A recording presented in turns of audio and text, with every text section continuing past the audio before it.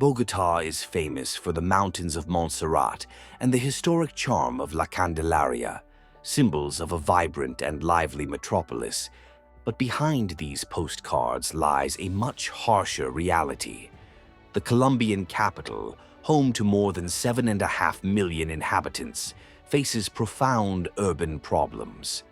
Blatant inequality, growing crime, open prostitution, drugs in the open, chaotic public transport, and corruption that seems to have no end make up the dark side of the city. Today, Bello Mundo invites you on a tour through the bowels of Bogotá, revealing a facet that few know about, but that many face every day. Number 1. Postcard. Bogotá, the capital of Colombia, rises high above the Andes at an altitude of more than 8,000 feet. With its year-round mild climate, bustling streets, and more than 8 million inhabitants, the city seems at first glance to be a vibrant, modern, and culturally rich destination. The view from the outside is enchanted by the Cerro de Monserrate, which dominates the landscape like a silent guardian. The historic district of La Candelaria, with its cobbled streets and colonial facades, invites tourists to explore renowned museums such as the Museo del Oro and the Botero Museum. On the other side, Zona T is buzzing with high-end restaurants and designer stores, while large parks such as Simón Bolívar host international events. Gastronomy also comes into play. Bandeja paisa, ajiaco santafereño, and, of course, the legendary Colombian coffee, considered one of the best in the world. All this gives the impression of a vibrant, safe, and lively city. But that's only half the story. Behind the postcards and modernization, Bogotá has a much darker reality that doesn't appear in the tourist guides. The Colombian capital is divided into 20 administrative localities, but some bear the brunt of inequality in a brutal way. Many of these families with no money and no prospects have been pushed into peripheral neighborhoods where poverty and crime have become part of everyday life. The Bogotá that appears in postcard photos is only one side of the coin. The other, which hides away from the spotlight, is marked by violence, unemployment, and a bankrupt system that is unable to meet the growing demand for basic services. And that's just the beginning of the city's dark side. Number 2. Historical roots. Before looking at contemporary problems, it's worth understanding how Bogotá was formed. After all, historical roots explain much of the dynamics we see today. Before the Spanish arrived, the region was occupied by the Muiscas, a highly organized indigenous civilization who called this territory Bogotá. With the European invasion in the year 1538, the colonizers transformed the city into the heart of the viceroyalty of New Granada, making it the center of political and economic power. For centuries, Bogotá grew relatively slowly, but everything changed in the 20th century. The city exploded in size and population, driven by industrialization and, above all, by the internal conflicts that ravaged the country.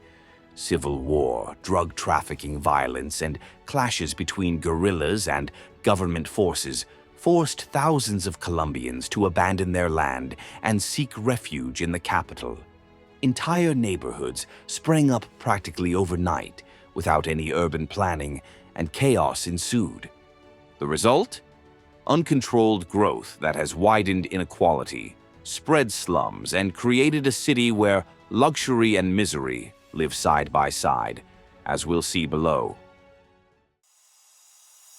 Number 3. Scary numbers. Bogotá has grown, modernized, and internationalized, but this transformation has not been the same for everyone. The Colombian capital has one of the worst inequality indices in Latin America. In practice, this means that while one part of the city enjoys tree-lined neighborhoods, trendy restaurants, and luxury shopping malls, another part struggles to guarantee the basics, such as drinking water and security. In 2023, around 23% of Bogotans lived in poverty. This means that almost 1 in 4 of the city's residents did not have access to basic necessities, such as food, decent housing, and essential services. And the situation has only worsened with the migration crisis from Venezuela. Thousands of refugees crossed the border in search of any opportunity. But when they arrived, they found themselves without jobs, housing, or access to public services. The result? They flocked to the outskirts of the city, where informality is the only alternative for survival. And you don't have to go far to see this reality. You only have to leave the central blocks, climb the mountain slopes, and come across communities made up of houses made of exposed bricks and improvised wood. There, electricity is a luxury, running water is just a dream, and the state, well, it practically doesn't exist. And it is precisely to these forgotten regions that we now head. Number 4. Periphery and slums. Bogotá's slums began to spread in the 50s, driven by the forced migration of peasants fleeing armed conflicts in the interior of the country. With no infrastructure and nowhere to go, these families occupied the outskirts of the city, forming poor neighborhoods that grew without running water, electricity, or any urban planning. And there were many. Today, Bogotá has approximately 23,000 informal settlements, and 63% of them are concentrated in the poorest areas of the south, such as Ciudad Bolívar, Usme, Bosa, and Kennedy. And of all these areas, Ciudad Bolívar is perhaps the greatest symbol of this disorderly growth. In the 60s, Bogotá was still relatively small, with less than 50,000 inhabitants. But in the following decades, the city exploded demographically, and Ciudad Bolívar became the destination for thousands of people looking for a place to live. In the 80s, the population jumped to 250,000, and the city wasn't prepared to absorb so many people. The result? A chaotic expansion without infrastructure, adequate transportation, or decent access to basic services.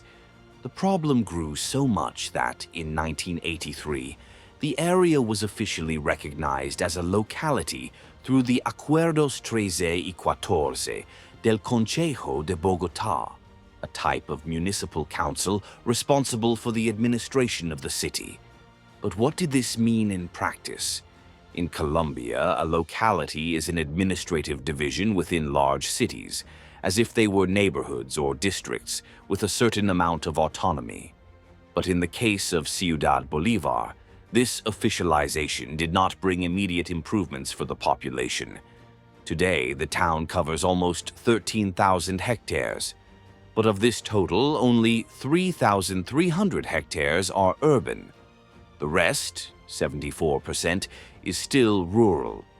This makes Ciudad Bolívar the largest town in the city and at the same time one of the most deprived areas. Despite the growth, basic services remain scarce. Many neighborhoods have sprung up without any planning, without government support, and in the midst of this scenario, inequality has only increased. For many families, the daily challenge is not just to survive within the periphery, but to get out of it. And here comes another problem: the absurd difficulty of getting around. Because in practice, workers' daily lives don't start when they leave home. It starts when they face the daily battle of public transportation. Number 5. Public transportation. Every day, the same scene is repeated. Crowded bus stops, endless queues, people running not to miss their transportation. This is because most of the formal jobs are in the central districts and the North Zone, and the only option for those who live far away is to face hours of travel every day. The most widely used system is Transmilenio, the famous bus rapid transit system that cuts through Bogotá. Around 2,900,000 passengers use Transmilenio every day. And before the pandemic, that figure was as high as 4 million. The result? Absurd overcrowding, especially in the early hours of the morning. Inside the articulated and red buses, pushing and shoving is inevitable. Men and women squeeze together. Students hold their backpacks in front of their bodies to avoid theft. And silence takes over. Those who are there already know what they're going to face. A tiring journey, squeezed in, full of bumps and discomfort. Many people leave home around 4 or 5 in the morning because living close to the center is an unaffordable luxury for most. But overcrowding isn't the only problem. Public transportation in Bogotá is also facing a security crisis. Pickpockets take advantage of the confusion of crowded buses to act. It's common to hear reports of passengers being robbed without realizing it, losing their cell phones and wallets on the way to work. The problem has grown so much that the city government has created special police units to patrol Transmilenio. But that hasn't solved the issue. Number 6. Criminal factions and the rise of urban violence. When it comes to Bogotá, violence is the topic that can't be left out. The city has been facing an alarming increase in crime, and the figures prove it. In 2024, the capital registered around 1,200 homicides, a record since 2016, which represents 15 murders per 100,000 inhabitants. And it doesn't stop there. Robberies and thefts have also skyrocketed, from pickpockets to armed groups robbing cars, houses, and pedestrians. In several districts, local gangs, known as oficinas, run the drug trade in the so-called olas, which are points of sale for narcotics, leaving the police in a constant race to try to contain the violence. And the power of these factions is not limited to drug trafficking. In working-class neighborhoods, many traders are forced to pay the vecina, a kind of toll imposed by the criminals to ensure that their businesses are not attacked. Those who refuse put their lives at risk. What's worse, police corruption comes into play. There are those who turn a blind eye to crime, either out of fear or because of the dirty money circulating behind the scenes. The result is a constant climate of insecurity. Surveys show that 7 out of 10 Bogotá residents don't feel safe walking around the city. Many avoid going out at night, prefer app cabs to public transport, and live in a state of alert, always on the lookout for passers-by. And this fear is not unfounded, because when night falls, Bogotá takes on a new face, and that's where the next topic comes in. Number 7. Prostitution. When it gets dark, the streets of Bogotá change. In certain neighborhoods, pink and red neons advertise bars, nightclubs, and houses of prostitution. But no place reflects this scene as much as Santa Fe. Just a few minutes from the financial center, Santa Fe is the heart of prostitution in the capital, a district where the trade in sexuality takes place out in the open. And to be honest, you don't even have to wait until nighttime to see it. In broad daylight, you'll find this scene on the street corners of the neighborhood, practically naked women offering their services in the open. Since 2002, this area has been designated as a special high-impact zone, a legal category that allows prostitution establishments to operate. But despite the official designation, the environment is far from safe. On the narrow sidewalks, women, transsexuals, and transvestites line up under marquees, wearing provocative clothing and calling out to customers who pass by in cars or on foot.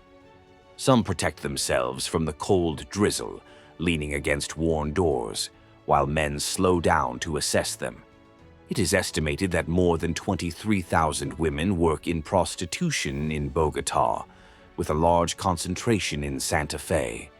And they share space with strip joints, cheap hotels, and nightclubs that hide even darker businesses. Because, along with prostitution, drugs also dominate the scene. In the dark corners, users consume bazuco, a version of cocaine paste similar to crack, while small-time dealers, known as gibaros, circulate selling drugs to anyone who looks. For many of the women who work there, drug addiction is almost inevitable. Some resort to this means to bear the weight of the routine, becoming hostages to the exploiters. And while the sex trade is open, robberies and assaults are also frequent. The sense of danger extends to public transportation.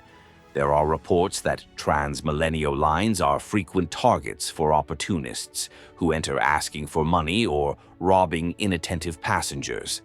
Although the government has made attempts to rehabilitate the area, such as converting the former El Castillo brothel into a cultural center to serve the vulnerable population, the truth is that Santa Fe remains hostage to a dangerous mix of crime, misery, and sexual exploitation. And prostitution isn't the only problem that dominates Bogotá's nights. Number 8. The drug underworld. As dawn approaches, Bogotá reveals its darkest side. In certain neighborhoods, such as Los Martires and the historic center, control practically passes into the hands of organized crime. And until recently, there was a place that symbolized this chaos: El Bronx. Until 2016, the Bronx was considered the worst drug den in Bogotá, a veritable lawless land, protected by armed gangs and located just a few blocks from the presidential palace. Around 3,000 people circulated through the area every day, including users, dealers, and homeless people. The scene was straight out of a horror movie. People smoking rocks day and night, children living among needles and garbage, while the Saiyajins, the drug dealers' security guards, kept order by force. The Bronx was also the scene of brutal executions. Anyone who disrespected the rules of the place could end up in the Casa de Pique, a building used for torture and dismemberment of enemies. For years, the police hesitated to enter the Bronx, until in May of 2006, an operation with more than 2,000 agents raided the place. It was practically a war. Helicopters, stun grenades, dozens of arrests. In a matter of hours, the Bronx fell and 23 of the 62 buildings in the area were demolished. But if the Bronx disappeared, the problems only spread. The drug dealers didn't disappear, they just migrated to other neighborhoods.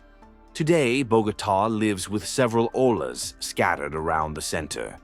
In some areas, you only have to walk around the streets to see addicts bent over pipes, dark alleys overrun by drug dealers, and street corners where addicts prowl in search of their next fix. And this new scenario has brought a wave of crime. After the fall of the Bronx, the number of homicides continued to rise, often linked to drug trafficking disputes that continue to terrorize Bogotá. After all, the bosses have fallen, but the market is still alive. Number 9. Why is the situation so difficult to change? If there's one word that always comes up when people talk about Bogotá's problems, it's corruption. The embezzlement of money delays construction work, prevents infrastructure improvements, and puts the brakes on social projects. In addition, the power of organized crime contaminates even the political class. With drug trafficking, sexual exploitation, and paramilitary groups, it's not hard to imagine how some decisions are influenced behind the scenes. And then there's the legacy of decades of internal war. Many Colombians grew up without opportunities to study or work. With no way out, they end up falling into crime or exploitative situations. What Bogotá needs is not just police on the streets, but long-term projects, education, work, infrastructure. But while the government changes hands and each administration wants to leave behind its great work, the population continues to wait for changes that never really arrive. Meanwhile, the city continues to be divided between progress and chaos. And that's it for today. But now tell me, what impressed you the most?